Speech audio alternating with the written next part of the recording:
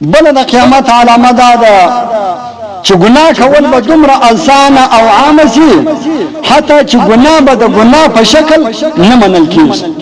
زناکاري ته به یارانه او دوستانه وایي نیم ور بدل کړي، ورشوت ته به چپاټي وایي، وسود ته به کاروبار وایي، یعنی ګناه به کوي د ګناه نوم ماجر بدل کړي، پر ګناه باندې بدلایل در سره وایي.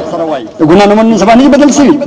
رشوت غواړي وایي چپاټي خوراک ابو د چیز ورکوي یار چپاټي مو ورکړي، چپاټي د کوم خور سپار رشوت سود کاروبار وکړي یار په کاروبار اختیار کم پیسې روان څنګه جمعه کې د په سود اخته او دا غرانګه په زناکاري باخته په یارانه او دوستانه اخته په محبت اخته نو سبا نه د لګي اکثره پیغله اکثره ځوانان باخته لکه پر پلاکي عاشق پلاکي پر پلاکي عاشق دا د مشروع د خدای او رسول عاشقان ډیر کم د خدای او رسول عاشقان نه د قران عاشقان نه دغه د لګي عاشقان ډیر دا د بیجنې اثر او دا د موبایلانو اثر چې کورو ته موږ دغه موبایلانو ټیویان بنه کړ یا به خود لونه مینه د بل سره ورځي.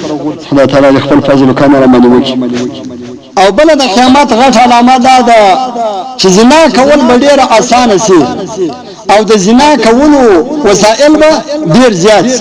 ګوره لکه نن سبا زموږ د ظالمانو د دی ولورو د وجه زناکاری ارزانه سولې، بېدیني ارزانه سولې، بېعزتي ارزانه سولې، لیکن نکاح او سنت طریقه او عبادت نکاح دا ګرانه سولې په لاس 12 لک روپۍ زناکاری مفت سولې.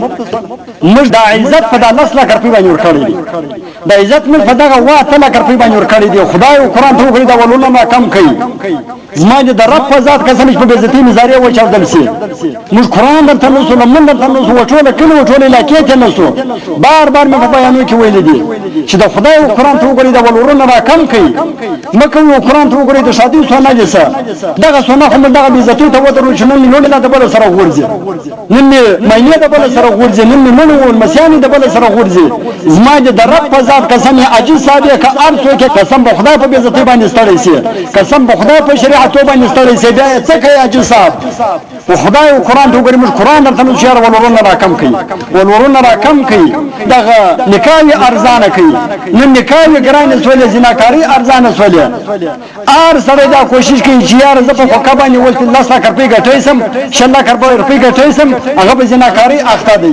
انجلۍ وای چې ورور زما فلان مرکه راځي یا ما ور کوي نه یا زه ورور زما مېړه چې بیا 10 لک روپۍ ګټي دلته په مزه سره سوي هغه وخت لا د یار سره ورځدوي.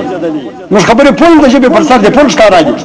لہذا د خدای او قران ته وګورئ نو ولورونه را کم کې وټوله کله ته زدا وان کنه زما د درا په ذات قسم په بیزتی د زارې و چاودل سي. ار څوک چې کله لا ساجه کړی کړي شلاجه کړی د قسم خدای په بیزتی د زارا و چاودل سي.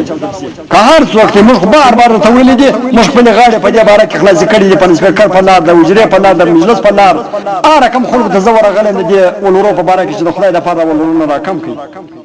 هغه چې اوس نه راکمل مرتبه در چا خپل کار